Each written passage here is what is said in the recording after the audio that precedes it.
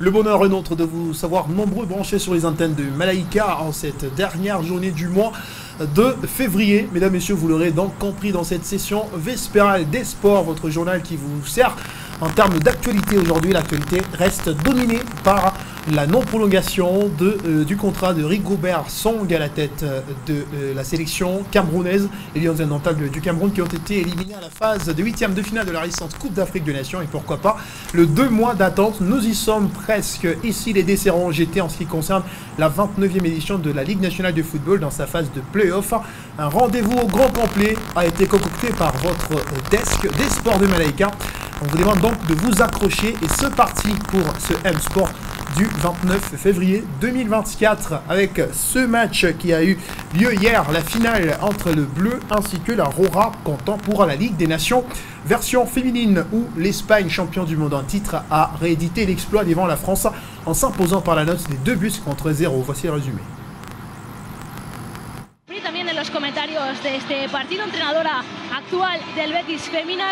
Ce fut une sacrée affiche au stade de la Cartuja à Séville, dans les suds de l'Espagne. La sélection championne du monde a accueilli la France pour cette finale de la Ligue des Nations. C'était d'ailleurs la première finale de l'édition féminine de cette compétition qui existe depuis quelques années déjà chez les hommes. Sans surprise, l'Espagne a pris assez vite les commandes du match. La formation ibérique a contrôlé le ballon et a sorti facilement de sa moitié. Mais les Bleus tenaient bien aux abords de leur surface et c'était bien un début de rencontre assez intense, mais pauvre en occasion auquel ont assisté les spectateurs, si ce n'est la frappe de Paraluelo sortie par Mbok à la 8e minute. Plus tard, la joueuse du FC Barcelone a déposé d'ailleurs un beau corner sur la tête de Paredes qui voyait les cuirs s'écraser sur les poteaux à la 26e minute. Premier vrai avertissement de la partie de la part des Espagnols et le dernier. Quelques minutes plus tard, Olga Carmona dépose un ballon dans la surface depuis le côté gauche. Aitana Bonmati arrive lancé, l'expédie au fond de filet, en véritable renard des surfaces, dévançant la défense tricolore, 1-0 à la 32e minute.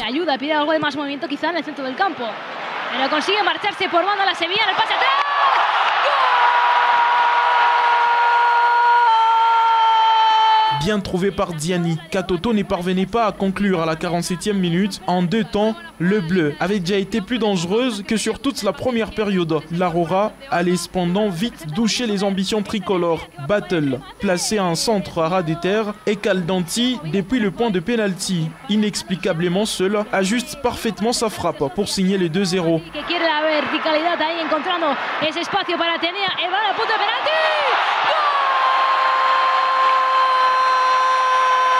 Un coup dur pour les Françaises et il n'y avait pas vraiment des sursauts d'orgueil notables après cette deuxième réalisation espagnole. Jusqu'aux 10 dernières minutes de la partie où la France est répartie dès l'avant, prenait un peu plus de risques. L'Espagne remporte donc la première Ligue des Nations féminine de l'histoire.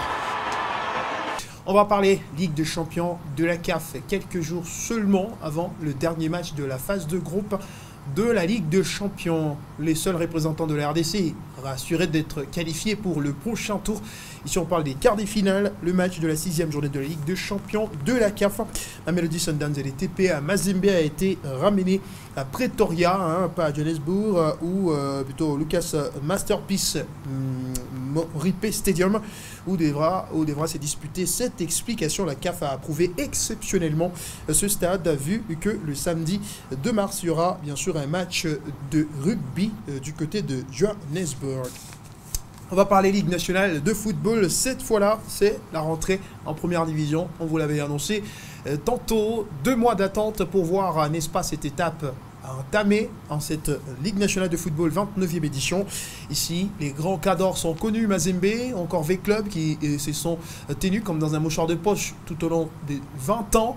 Maintenant, ici, Maniema Union ou encore Lupopo espèrent renverser ou changer l'ordre des choses et des petits poussés qui arrivent tout bonnement. Dauphin Noir, Lubumbashi Sport ou encore les cercles sportifs Don Bosco. Que de chocs à attendre pour cette phase de play-off. Belali Mukandila nous présente les forces ainsi que les faiblesses en présence.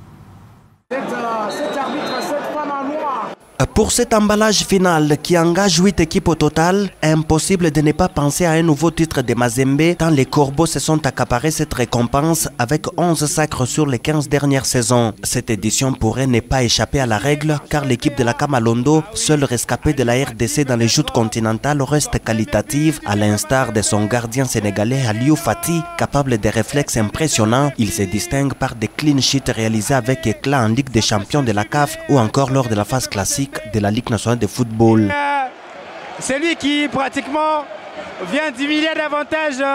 Le latéral droit mauritanien Ibrahima Keïta, le défenseur axial Kevin Mondeko Zatou et l'avant-centre Phili Traoré qui a éclaboussé de son talent pour écraser l'étape précédente avec 16 réalisations et 3 offrandes, devenant ainsi la principale gâchette en attaque de Mazembe dans une association avec Philippe Kinzumbi et Cheikh Omar Fofana. Les Corbeaux auront à nouveau toutes les chances de finir en apothéose car Phili Traoré a ramené les tourbillons offensifs. Phili Traoré, il ne s'est pas posé beaucoup de questions pour reprendre à 2 volets ce ballon-là. Le Salésien des Don Bosco et cet après-midi. L'ASV Club de Kinshasa a été le plus grand rival des Corbeaux louchois en Ligue nationale de football et le sera à nouveau pour l'exercice en cours. La course au titre entre Dauphin Noir et Corbeaux occupe les hauts de l'affiche car les Banambongo dégagent désormais l'image d'un club avec ressort, notamment sur le plan financier, avec l'arrivée de la société Milvest comme partenaire de taille en complicité avec le nouveau président de l'équipe Amadou Diaby. Interdit d'étoffer son effectif, le club vert noir conduit par le technicien marocain Abdesalam Ouadou n'acceptera rien de moins qu'un défi au titre. Le club possède des flèches en attaque à l'image de Limpanzou qui impressionne par sa qualité de percussion et le brin de folie qu'il apporte à l'attaque des Dauphins Noirs. Des vitesses dévastatrices, c'est aussi la grande qualité de Jonathan Ikangalombo Capella qui ajoute souvent de la puissance pour s'aimer la pagaille dans le camp adverse. Il y a aussi Platini Mpianamonzizi, 3 pions de calibre qui forment un trident offensif encadré par les expérimentés Joe Issa Mampeko ou encore Padou Ebungansimbi qui sera sa 17e saison en Ligue nationale de football. Côté du Bénin, avec la formation de Loto. On va répéter attention, ces imprécisions. Le centre de l'Empadou au second poteau. Il y a Jonathan Ikengalombo. Ikengalombo encore.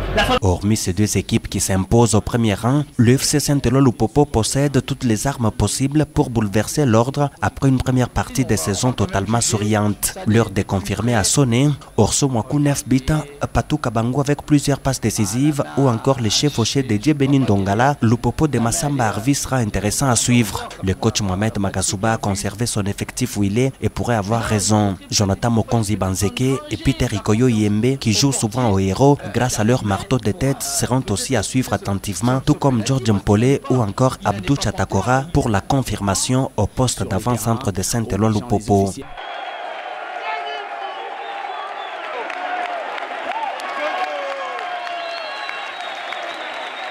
Le titre ou encore les places qualificatives aux compétitions africaines seront aussi les champs de bataille pour la séduisante équipe de Kindu. L'AS Maniema Union, souvent classée dans les rayons des outsiders, à l'image de son bon parcours lors de la première étape de la compétition où les Verts Noirs de Kindu roulaient sur la concurrence dans le groupe B pour finir en apothéose avec des victoires contre tous les cadors de Kinshasa comme l'ASV Club et le Daring Motema Pembe passé à la moulinette.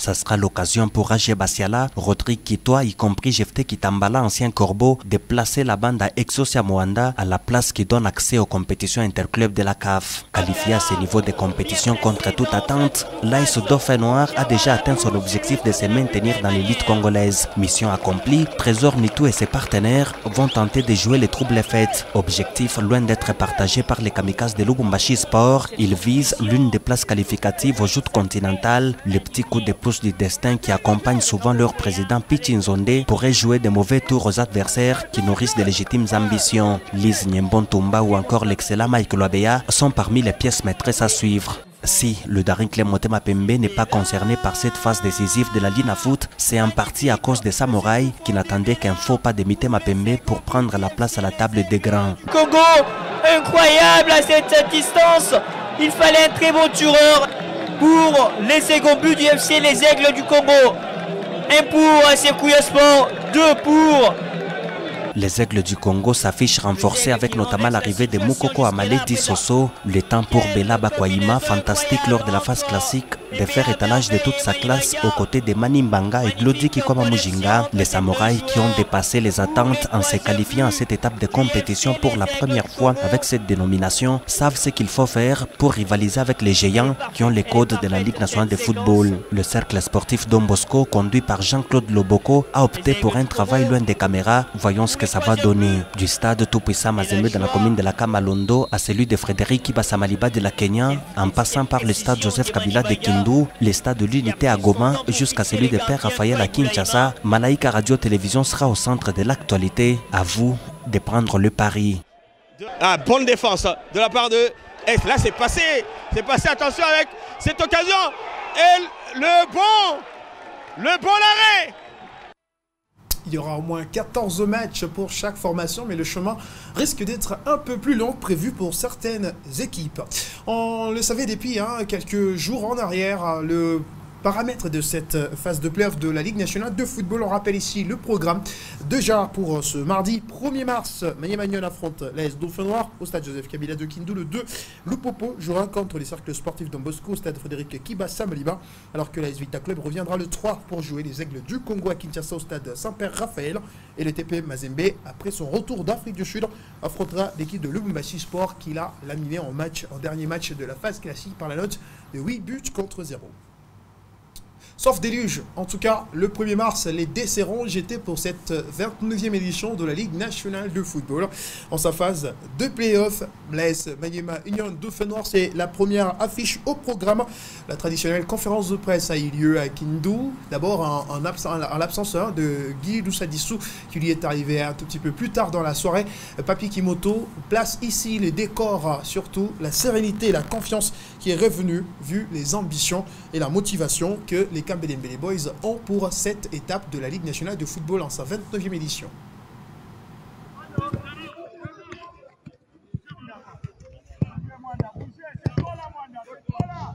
De la confiance pour un exploit attendu au bout de leur parcours. Les Kambelembele Boys de Maniema Union veulent garder la dynamique de la saison, cette fois sur le chapitre de play-off. Vraiment à discuter, j'ai fait que mes joueurs jouent à 100% pour bien entamer cette phase de play-off qui ne sera jamais facile pour aucun club. Donc tout le monde doit être prêt. Moi je pense que mon équipe est prête. À la réception de l'AS Dauphin Noir, un premier match de la phase de play-off au stade Joseph Kabila de Kindu, Papi Kimoto confirme avoir bien profité de la trêve pour apprêter son équipe aux grandes choses. On a eu, comme je viens de le dire tout à l'heure, on a eu suffisamment de temps pour préparer cette équipe de Maniema Union. Moi, je crois que mon équipe est prête. Maintenant, attendons voir ce que ça va donner demain et pour la suite de la compétition. En face, l'AS Dauphin Noir a certes déjà atteint les objectifs de la saison 1, croire son entraîneur. Mais s'agissant de Guy Lusadi Moshebe, l'esprit de la gagne caractérise ce dernier qui a posé les bases de la grandeur de Maniema Union revendiquée aujourd'hui. À ce jour, on va rappeler que lors de la phase classique de la Ligue nationale de football, le duel entre Dauphinois et Unionistes laisse une victoire pour chacun. Rendez-vous ce 1er mars au stade Joseph Kabila de Kindu. Ainsi que les amateurs du football partagent la passion en regardant en amont cette phase des playoffs de la Ligue nationale de football. On va parler foot toujours, cette fois-là au niveau de la Ligue de football du Katanga. La configuration restant la même ici, la LIFCAT a annoncé dans une correspondance datant du 28 février dernier de ce rappel aux entités subdélégataires que l'arrêt des compétitions locales est fixé pour le 15 mars de l'année en cours. Ici, il faudrait signaler que les ententes devront donc peut-être s'arrêter à la phase aller seulement. Et le tableau que vous êtes en train de voir concerne le football féminin. Ici, dans cette marge de cette partie ou cette étape des dames au championnat de football féminin, jeudi 29 février, la formation du FCF Mazembe, avec plutôt au stade Tepi Mazembe, il y a eu deux affiches. D'abord le FCF Mikuba de Likasi qui a battu Aksanti 2-0. Et puis le FCF Mazembe s'est imposé 8-0 face à Olympic Club de Lubumbashi City pour bien sûr poser la main sur le Graal une deuxième fois consécutive. Les buteurs de ce match, le dernier, il y avait Esther Dikisha, auteur d'un triplé, et Pana Merveille Kanjinga qui est aussi sur le registre des buteuses. Ici on a Tom ainsi que Priscilla et Thelma qui était buteuse du côté du FCF Mazembe. On va parler ligue plutôt entente urbaine de football de Lubumbashi. 19e journée, la formation des GS Eagles n'a pas réussi à opérer un seul miracle en 19e journée de l'entente urbaine de football de Lubumbashi. Au terrain, Gaëtan Kakuji, Patient Yetou a douché les espoirs de cette formation en accrochant un nul d'un but partout à 30 minutes du coup de sifflet final. C'est sur le score d'un but partout que s'est pliée cette opposition, disputée dans les détails entre Joli City Eagle et Patient Yetou au stade Gaëtan Kakuji dans la suite de la 19e journée à l'entente urbaine de football de Lubumbashi. Moins expressif offensivement, Patient Yetou s'est fait surprendre au cours d'une première période maîtrisée en conservation de ballon mais aussi en produisant un spectacle jovial. 1-0, JS Eagle prend les devants sur ses ballons repoussés, profitable pour son attaque qui bat d'un cuir mourant dans la lucarne opposée.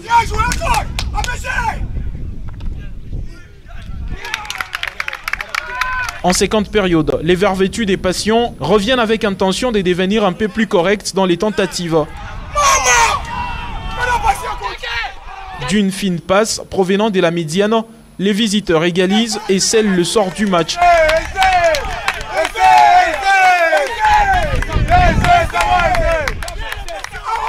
Un but partout, score final.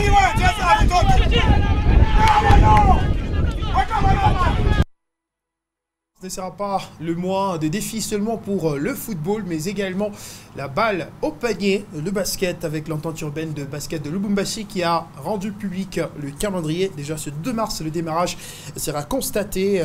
D'abord chez les messieurs, Mazembe affrontera Vita et Lupopo affrontera l'équipe de Saint-Martin et la formation également de BC Horizon jouera contre The First. Et Mampala à 16h30 devra clôturer cette première journée devant la formation de Maison des Jeunes. Des explications 100% messieurs. C'est par cette note de basket que nous jetons l'encre de cette édition. On se rappelle ici que c'est la dernière du mois de février. La première, vous l'aurez trouvée sur les antennes de Malaika à 5h temps universel, 7h ici à Lubumbashi, notre centre d'émission. Quant à moi, je vous retrouve demain soir avec déjà le premier résultat de la phase de play-off de la Ligue nationale de football. Excellente suite de la soirée et bonsoir chez vous.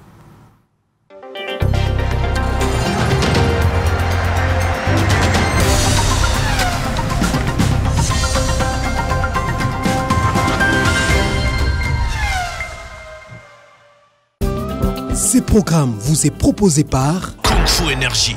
Maîtrisez-vous.